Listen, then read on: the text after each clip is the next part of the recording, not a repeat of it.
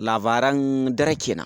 A yanzu nan manema labarai suka samu damar tattaunawa da Dr. Rabi'u Musa Kwankwaso, wato tsohon gwamnan jihar Kano kuma ɗan takarar shugabancin ƙasa a 2023. Inda manema labarai sun samu damar tattaunawa da shi ba don komai ba sai don wani dalili guda ɗaya. Inda Dr. Rabi'u Musa Kwankwaso ya furta ƙudurruka har guda 3 zuwa 5. Ƙudurinsa na farko da ya ce zai yaƙi wato abubuwan da suke faruwa tsakanin wato ƙasar wato Gabon da kuma ƙasar wato ta Nijar. Inda Dr. Rabi'u Musa Kwankwaso ya nuna ra'ayinsa ɓaro-ɓaro kuma ya nuna ra'ayinsa ba kunya ba tsoron Allah akan wato takaddama ko kuma akan rahin jin daɗin abubuwan da suke gudana wato a wajejen Afirka. Dr. Rabi'u Musa Kwankwaso ya yi abubuwa daban-daban wajen ganin cewa ya kawo maslaha tsakanin wato ƙasar Gabon da kuma wato sojojin da suka yi juyin mulki akan wato akan tsohon shugaban ƙasa wato Aliyu Bagudu. Inda wasu da yawa sun yi mamaki yanda Dr. Rabi'u Musa Kwankwaso ya furta da bakinsa inda ya ce ya taka tun daga wato ƙasar Najeriya ya tafi har zuwa wato ƙasar Gabon domin tattaunawa kuma domin samo sulhu akan hakan. Sai dai zuwan sa ke da wuya ya yi matuƙar samun mamaki kuma ya matuƙar jin mamaki akan abubuwan da ya gani. Inda ya ga mutane da yawa suna ta ihu kuma suna ta celebration, suna ta bin bayan motocinsa kuma suna ta gudu, suna ta tsalle-tsalle, suna ta yi mishi kirari suna cewa ɗan Musa mai Allah, ɗan Musa mai takalmin ƙarfe, ɗan Musa mai jan hali jan aiki kuma ɗan Musa mai goro ɗan ujilin. Tabbas wannan kirari ya yi matuƙar wato ɗaga hankalin ɗan Musa sosai, inda ya ce tabbas bai taɓa tunanin cewa wato sunansa ya shahara har zuwa wato ƙasashen ƙetare ba. Kuma inda ya ce duk da ba su da makwabtaka da ƙasar Gabon amma ya yi matuƙar mamaki da ka kai musu ziyara amma ya ga suna ta kiran shi kuma suna ta yi mishi wato kirari. Dan Musa ya ƙara da cewa tabbas sai yanzu ya ƙara jin ƙarfin gwiwa kuma sai yanzu ya ƙara samun jin daɗi kuma ya ƙara samun nutsuwa a cikin zuciyarsa da ya ga cewa farin jininsa da al'ummarsa wato sun fita ne zuwa ƙasashen ƙetare. Dr. Rabi'u Musa Kwankwaso ya samu ganawa da shi kansa wannan bawan Allah wanda ya yi wato Aliyu Bagudu juyin mulki, inda ya gana da shi ba don komai ba sai don wato samun maslaha a tsakaninsu. Inda sai kuma Dr. Rabi'u Musa Kwankwaso ya samu wato nutsuwa kuma ya samu kwanciyar hankali a dukkanin wato abubuwan da yake yi, kuma ce akan dukkanin abubuwan da ije yi.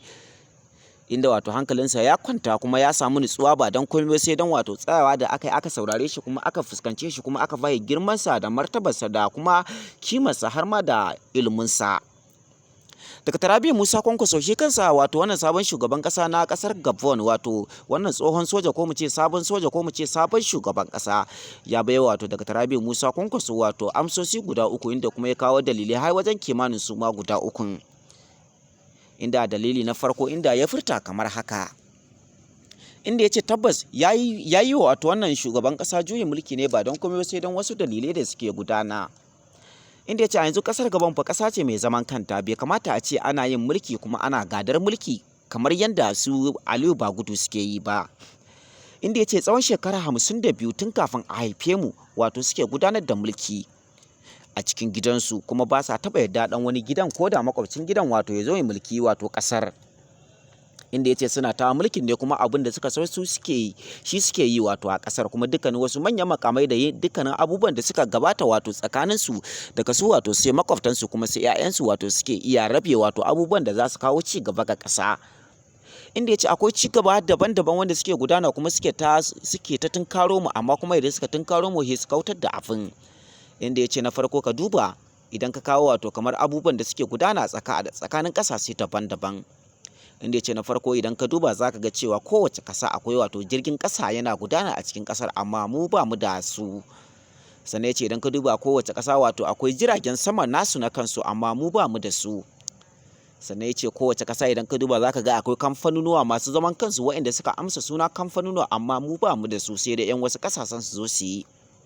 Sannan ya ce idan ka duba kama wato muna da wasu ma'adanai a ƙarƙashin duwatsu kama irin su gold, azurfa, tagulla, diamond har ma wato da zinari ga kuma ɗanyen man fetur. Inda ya ƙara da cewa akwai kananzir wato akwai gas da dai abubuwa daban-daban a cikin ƙarƙashin ƙasa amma ya hana a tono su.